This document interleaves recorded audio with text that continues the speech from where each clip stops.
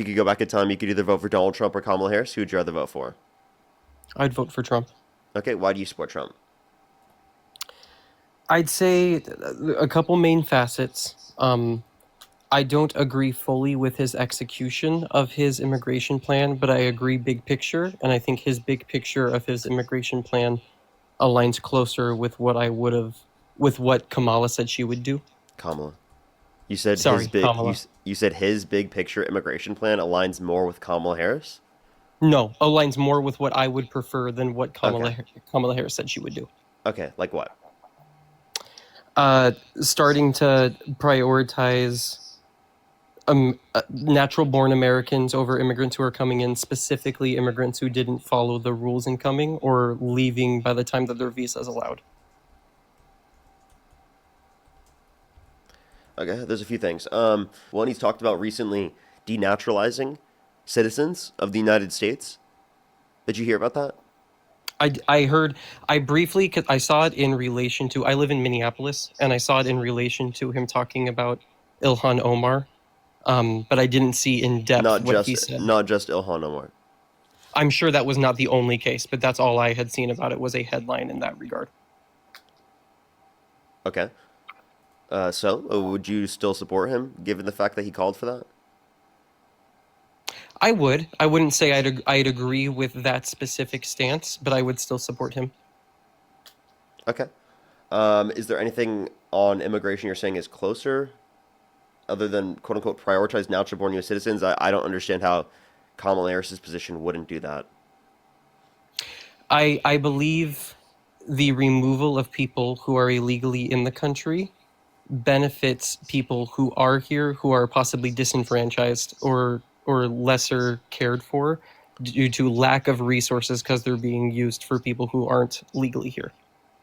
Here's an issue. One, undocumented immigrants don't get any federal services, so they're providing more into the system than they're taking out of it. Secondly, legal immigrants do the very same thing. They provide more to the system than they take out of it. This idea that they're like a net loss on our system is not economically based at all. Would you like to provide a single source or study indicating that? No, I'm not arguing that they're a net loss, That's what you just did. but I no, that's not. What I said was any benefits that they are receiving are benefits that could be accessible to natural US citizens that they aren't getting because they're being used for illegal immigrants. Not if they're a net benefit. If they're a net benefit, we will have less money overall. No, it's so you're looking at the picture as though I don't them being a net benefit does not mean they are net benefiting public services that they're taking Wh- from. They might Yeah, net they benefit are. the system as a whole. They are. They're not only just net benefiting the system overall, but also government services and paying Do into the you have system to a something you greater can extent. quote that shows the Yes. money they're I didn't mean Yeah, to cut you off. I apologize. Go so ahead. there's something called the labor force participation rate, which actually indicates that undocumented immigrants and documented immigrants work to a greater extent comparative to natural born US citizens, meaning that they're providing into the system to a greater extent comparative to natural born US citizens. Okay, I would concede that if that is true, then that would overpower my stance on the removal of illegal immigrants in that regard. Okay. Well, I think that there should be a pathway to citizenship for undocumented immigrants that have not committed a violent crime or bad crime. I believe that that will make us the safest as possible. One, it will ensure that the most amount of people are vetted as possible. Secondly, border enforcement won't be, literally spending over 70% of their time, right, enforcing, detaining of those that have not committed violent crimes or bad crimes or have no prior criminal record. And instead, they're going to be looking at the people who have actually done bad things, not just people who have come into our country undocumented, which is a misdemeanor, which I think should be viewed similarly to like jaywalking if it's not a threat to our safety and security. I agree that our immigration process needs to be greatly changed to better affect those who are, like you said, not criminals here benefiting the system more than they're taking. I just don't agree that while we seek out that process, we need to allow every person who's here illegally to remain here while we seek out that process. I didn't say every single person this time. I said every No, single person who hasn't committed a violent crime or bad crime or has no prior criminal record. I agree. What I'm saying is every single person shouldn't be here while we try to find out what that process is. I know that you said you don't agree that everyone should stay, but in our government, it's not like today someone can represent what that exact process is and it be implemented. And I just don't agree with the millions of people who are committing the misdemeanors of overstaying visas or coming here without correct visas. I don't think Overstaying all of visa them is should be a allowed. Well, hold on. I don't think overstaying a all visa of is them should be not a allowed to misdemeanor. stay. Sorry? Overstaying a visa is a civil violation, not a misdemeanor.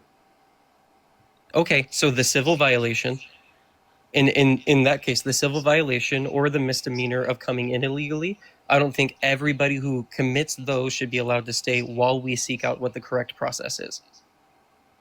So again, you understand that I'm advocating for this process for people who have not committed violent crimes and bad crimes. You can't give a single way in which they would negatively impact our system. You're just advocating to deport them, which, by the way, Democrats do still deport those that have not committed violent crimes and bad crimes, just at a lesser priority comparative to those that have.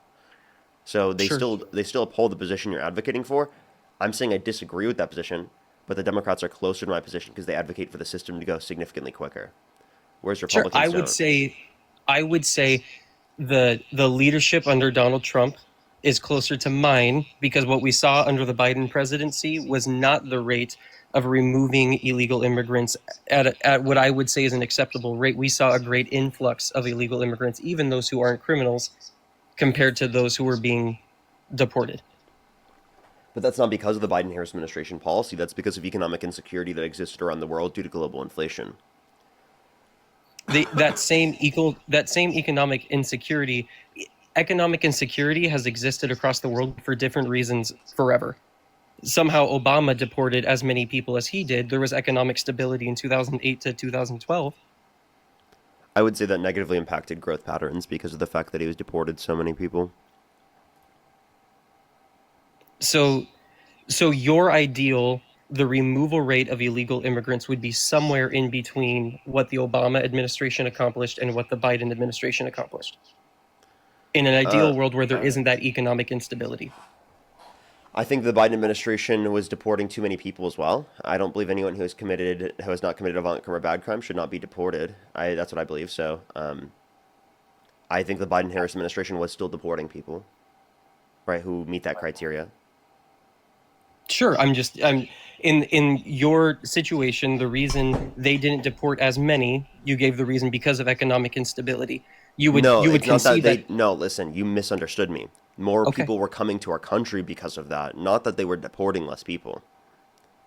Have we become the ideal place that people must flee to when they're experiencing economic instability in their home? It depends on the context sometimes, but there's also a migration crisis with Europe as well, right? In terms of Yeah, how many I people are agree, and coming. we're So, seeing the like, negative impacts on economics in Europe that have how, received what are the influx of not immigration. due to immigration? What is okay? Answer this question. Sure. What negative economic impact comes from immigration?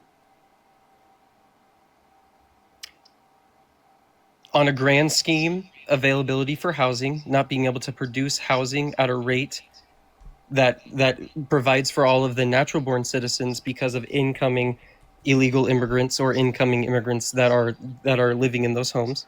You're nodding no. Yeah, because immigrants, especially in the United States, are not causing that issue. That issue was existing independent of the fact that immigrants are trying to come to our country. So if you want to have a process of building up that housing, you can. Now, you could foresee a certain level of immigration at a high level in a short period of time that could put upward pressure on prices in the short run, but that same trend would not be true in the long run.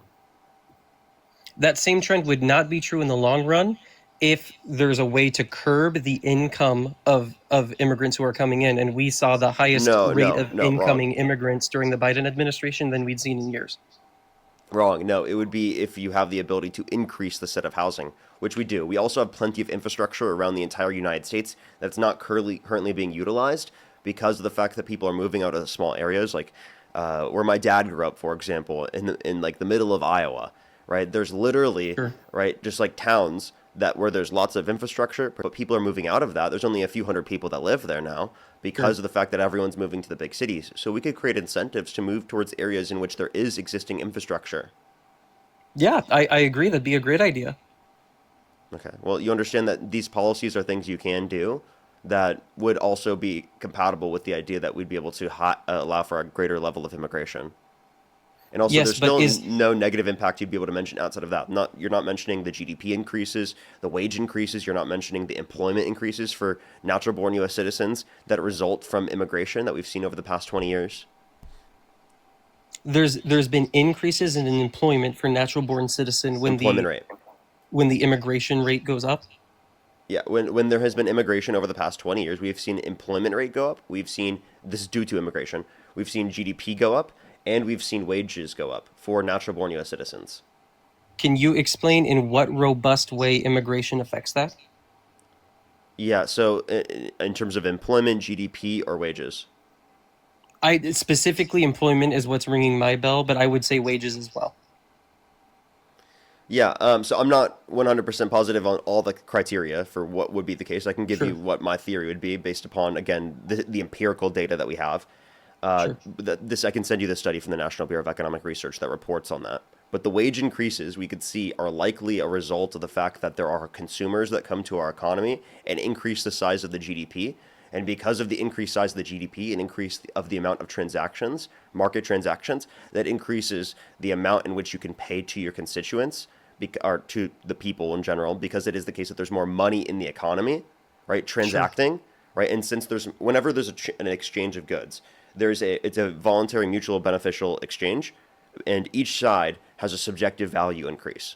So every single time you see a trade, that's going to increase that. If there's more people within our economy, there's more trades that are undergoing, right? Because people are within closer proximity to Sure. each other, that's going to cause a greater level of subjective value increase, which can then lead to wage increases in the long run.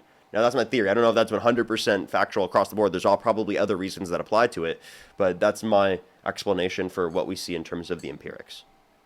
Do you so in economies that have larger populations than us and don't experience that increase in GDP on population alone, what do you think is the difference between that and your theory of how that affected us? They do see an increase in GDP. I'm just saying with the economy that we already have, adding more Sure. people on top of that, more transactions on top of that, allows for the rate of growth to increase. Not that it like completely revitalizes an economy or Sure. makes it so that people are immediately like millionaires or billionaires or something, but it Right, increases the right. rate in which people are better off, essentially. Okay. I get that point. In terms of the employment rate, and again, I know you have people waiting. I don't mean to take up all your time making you explain your position on everything. No, But you if can you talk have to the me. time, I don't have that many people waiting. It's okay. I can okay. talk to them after Okay. you. Just tell me why Okay. you support Trump.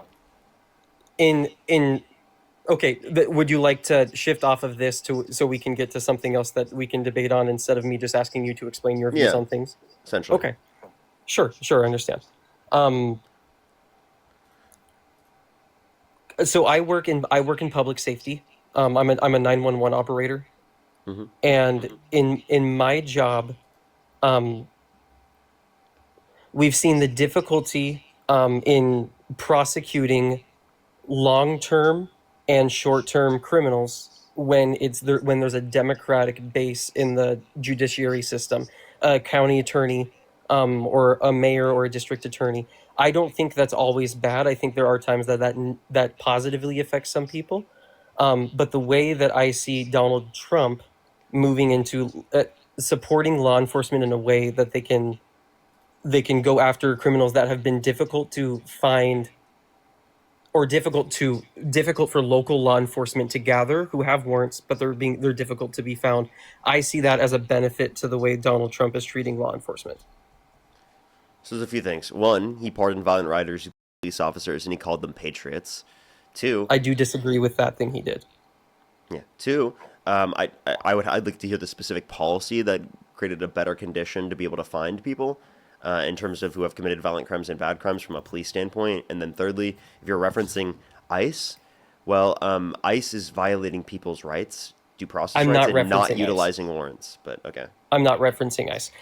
Specifically, a specific example of that would be in DC when the National Guard came in and they found 45 violent criminals with warrants that had yet to be found. That they in like the first 2 days, I believe it was, they found 45 or so people with violent crime warrants that were on the street. Mm.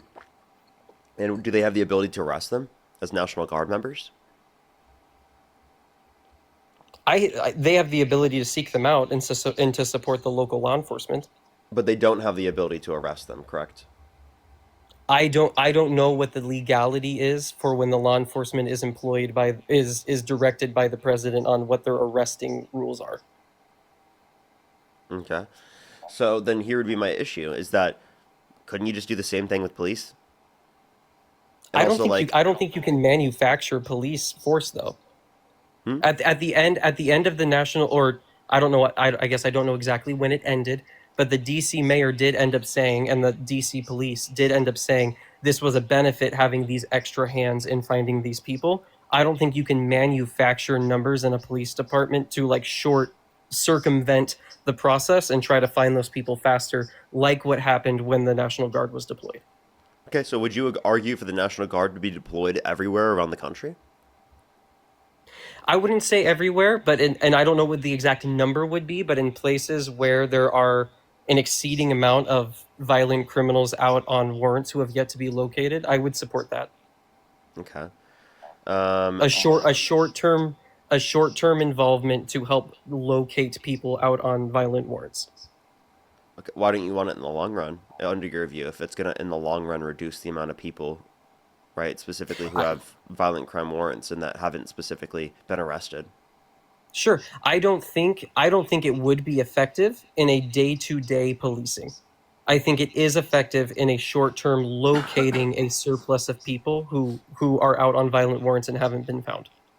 So long term, I don't see the National Guard acting as police as any sort of solution, but seeing them as a short term bolstering to a local law enforcement to be able to locate those people, I think is a benefit. Yeah, so I mean, short-term involvement, I could see the point you're making there in terms of being able to find people who have violent crime warrants. Would you like to provide the source that specifically indicates that they are able to, at a greater rate, be able to see that, other than just the claim? Is there like any statistics that back up that?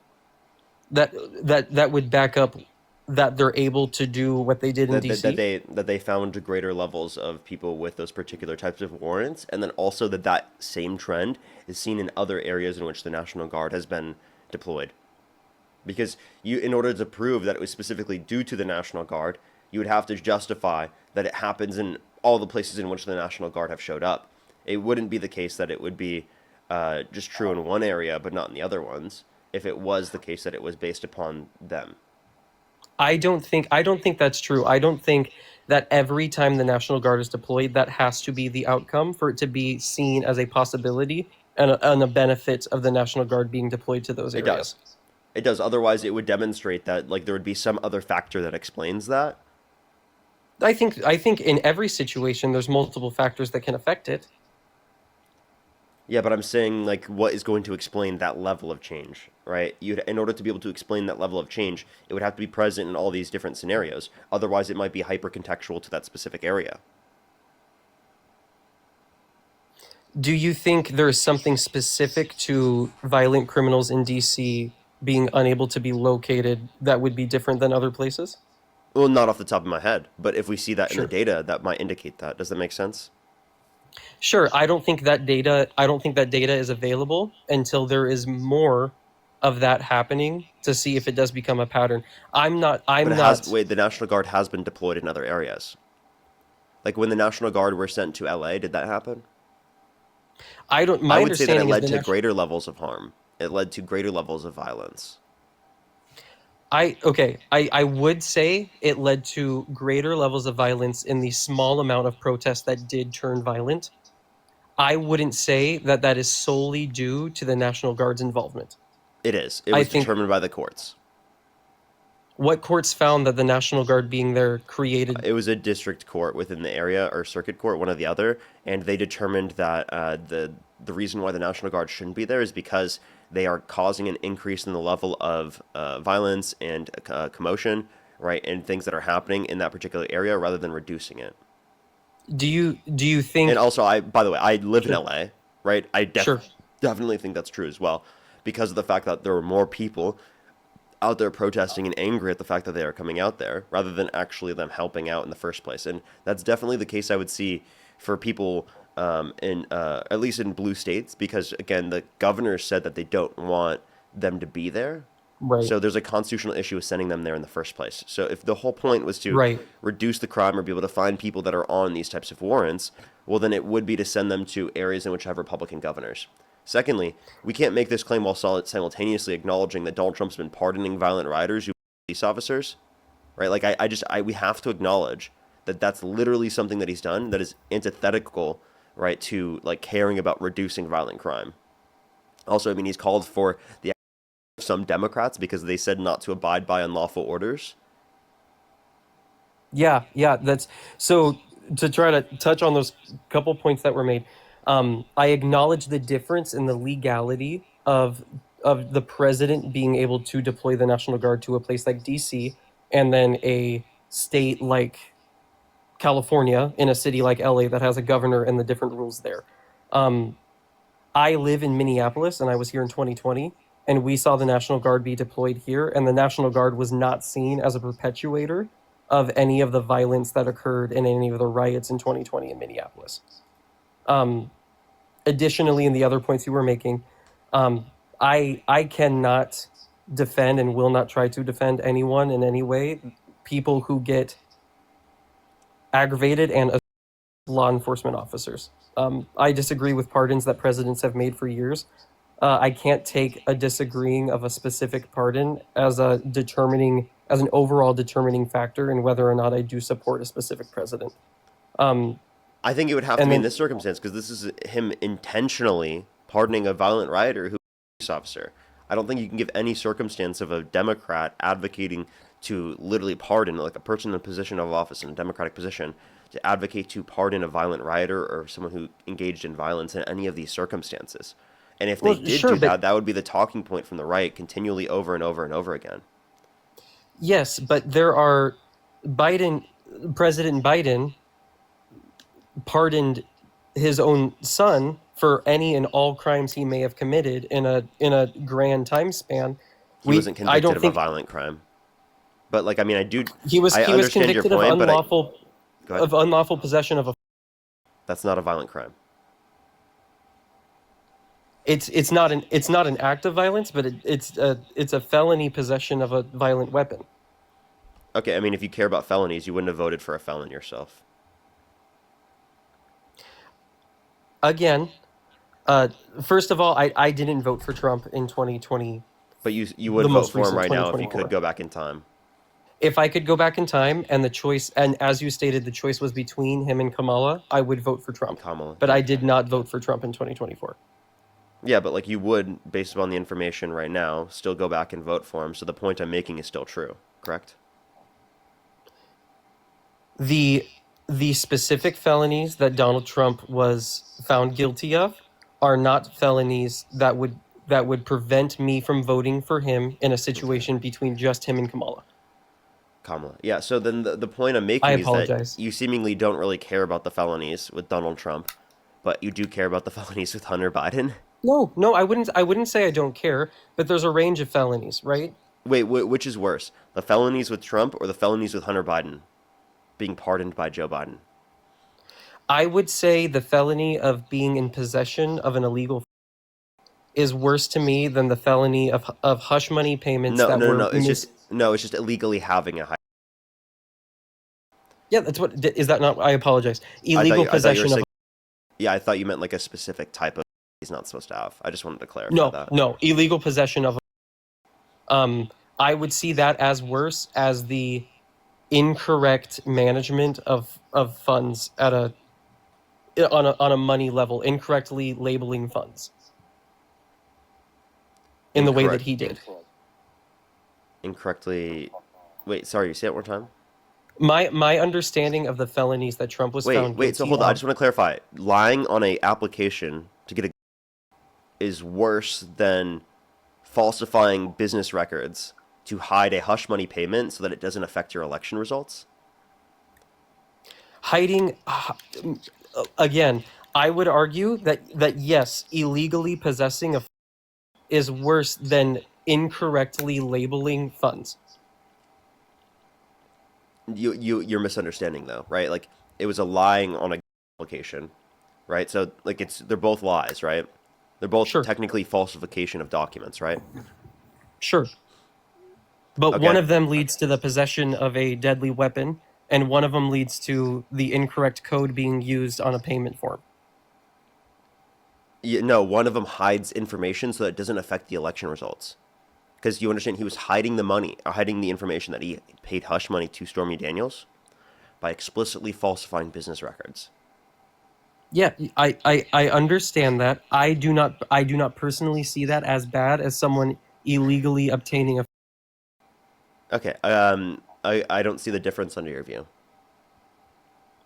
They're one. both Okay, one felonies. has You brought up one being wrong because of a felony. I. This all came by me saying specifically a felony would not deter me in that specific situation. But both I've seen presidents pardon people that I don't think was appropriate to pardon. That cannot be the only reason. That cannot be a forefront reason into why I do or don't support It them. can be. It can be. Like, if Donald Trump pardoned Ghislaine Maxwell, would you still support him?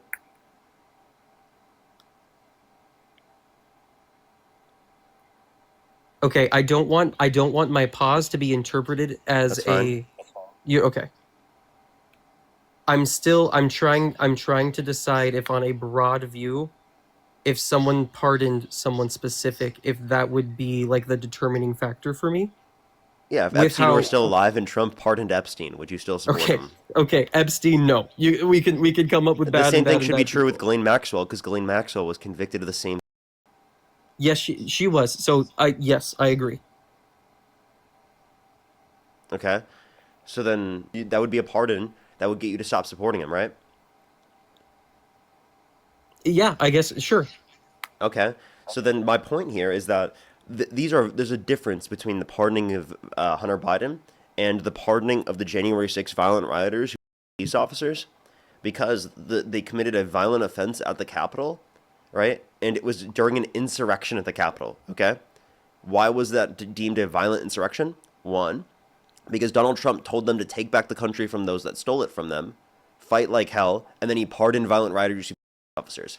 I did think before he pardoned the violent rioters, police officers, I thought he had enough plausible deniability to say that he didn't incite that.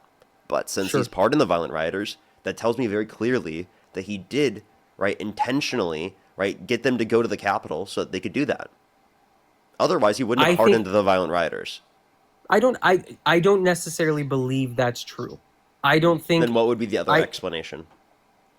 I think it's possible for him to not have incited for him to not have incited and for him to have pardoned someone who acted in that. I don't think the fact that those two together means he means it must be true that he incited. No, it tells me that he incited it because he condoned the violence on that day. Does that make sense? I get your position. I don't agree with it. I don't agree that that means he must have incited it. But I would agree Then that what would him you take as the pardoning the people explanation? who sorry? What is the explanation from pardoning the violent rioters then? Did he not condone the violence on that day?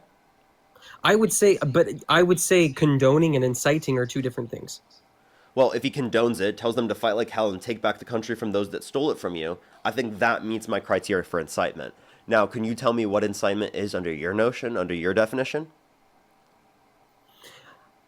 I don't okay, but you must take in the other statements he made. He said to be peaceful. Again, I don't which would have made sense if he didn't pardon the violent rioters, which tells us that he condoned the violence on that day. Okay, but again, condoning and inciting I don't think are the same thing. I do think that when you are condoning violence, that indicates that based upon the other actions he engaged in, he was inciting. Because he said fight like hell, take back the country from those that stole it from you, and he also condoned the violence.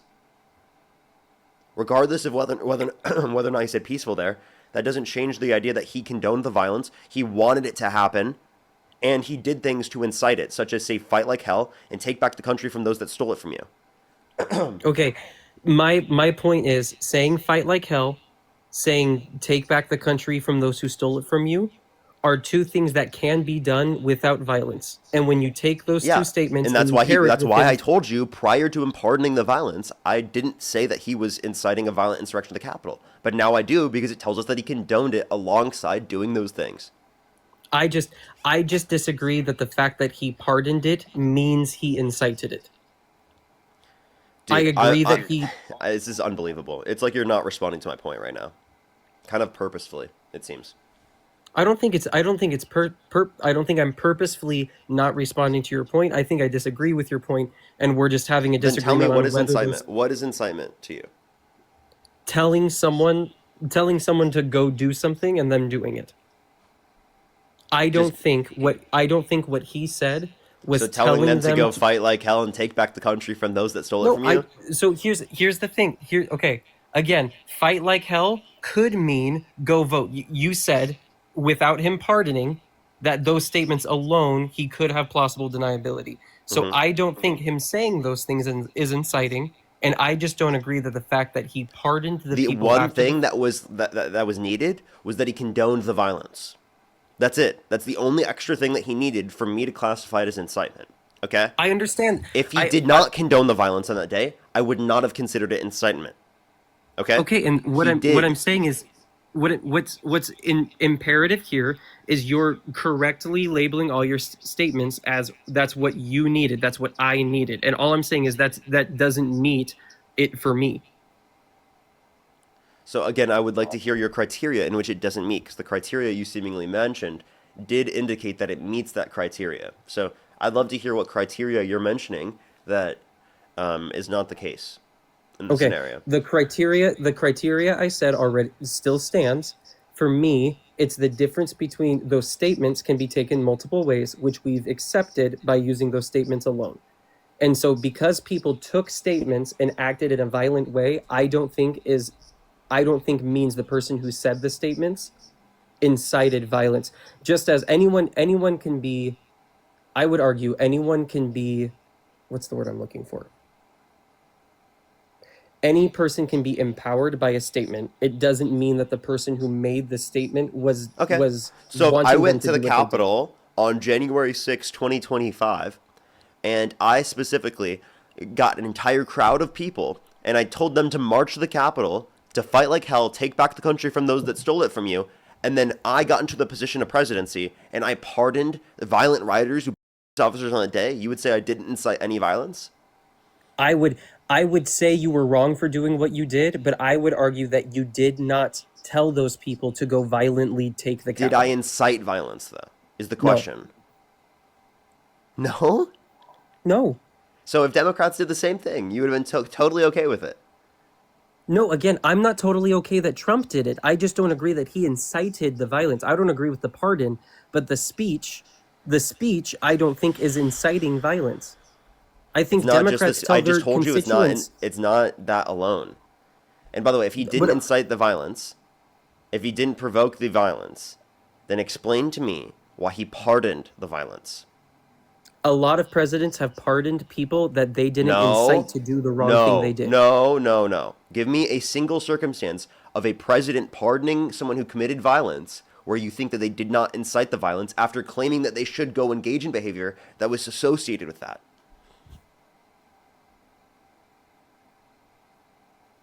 Okay, off the top of my head, I can't come up with one specifically. Do you think pardoning violent rioters encourages people to behave in that particular way?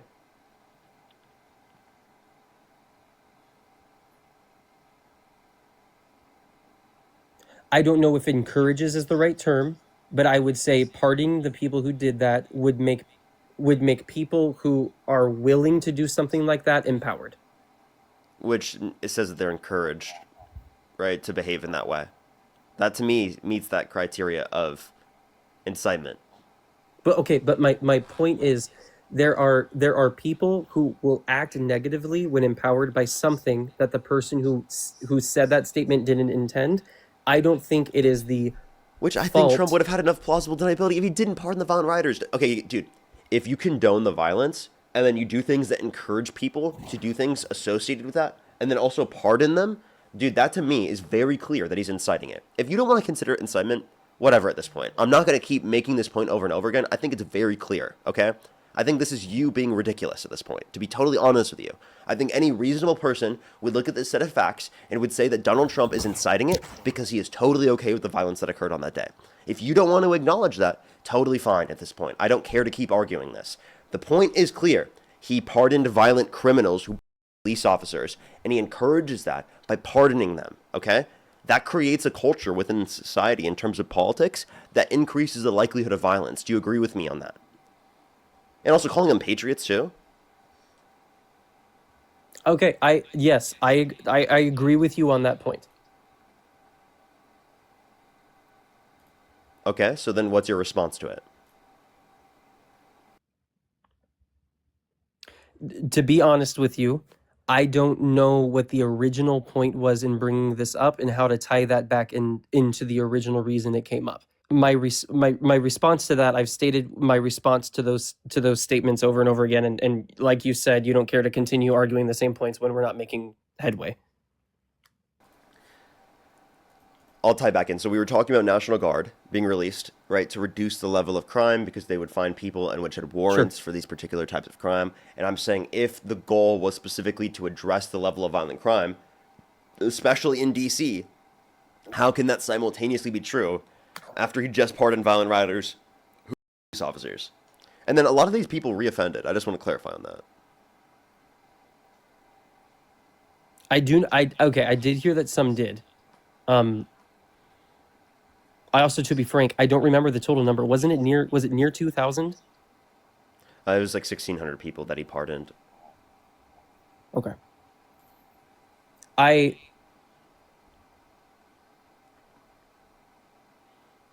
okay. I can disagree with his actions and how he handled January 6th, and I can still see the benefit of the finding of the people on violent warrants in DC that was empowered by the deployment of the National Guard there. Yeah, but you can't say the goal of the Trump administration is to address violent crime.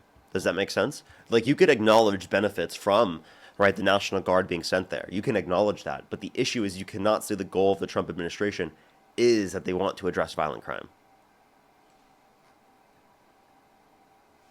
Does that make sense? Especially in DC. I get what you're saying. I would say especially in DC they've shown, well, okay, both those things have happened in DC. So Yeah, that's kind of like my point was. yeah, I hear you. I hear you. I think any reasonable Okay. person would look at this information and would see that that's not Trump's goal when he does that, let alone the fact that he sent like the National Guard to areas in which there was a constitutional issue with sending them to. If your goal was addressing violent crime, you would send them to areas where there was no constitutional issue so that you could show the benefits of it to then show other places around the United States that they should engage in that same behavior.